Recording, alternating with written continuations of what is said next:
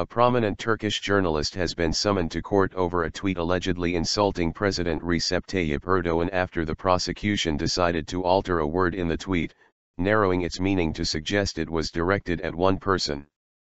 Bülent Keneş, the editor-in-chief of the today's Zaman daily, has been sent a court summons over a tweet that referred to a cover of the satirical Turkish magazine Penguen, which depicted a caricature of Erdoğan taking a selfie with a crowd of supporters at a rally. In the tweet, Keneş reiterated the first part of a well-known Turkish phrase that criticizes the culture of corruption, embezzlement, and bribery in Turkey by likening the riches of the state to the sea.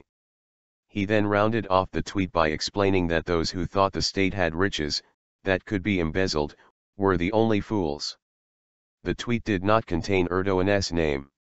However, the summons sent to Keneş had the last part of the tweet that specified fools changed to fool and alleged that this was directed at Erdoğan.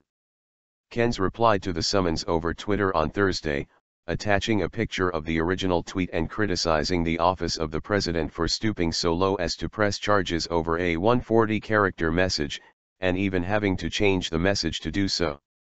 The cover in question was published when Erdoğan was being criticized for allegedly using the discretionary fund to pay for the expenses of several rallies held before the June general election. A June 16 report in the Cumhuriyet Daily revealed that the president's discretionary fund spending more than doubled in May compared to the previous month. The report suggested that the fund may have been used to cover the controversial rallies in which Erdoğan was accused of trying to garner support for the Justice and Development Party, AK Party. The fund was not even available to the president until recently, when a last-minute proposal allowed the fund, normally allocated for the use of the Prime Minister to finance covert operations, was passed in Parliament with the votes of AK Party deputies.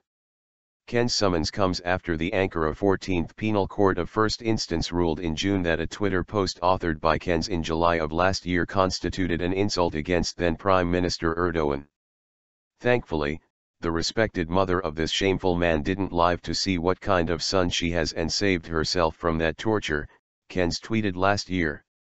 The tweet did not include Erdoğan's name, even though he claimed that it was directed against him and considered the word shameful an insult to his dignity.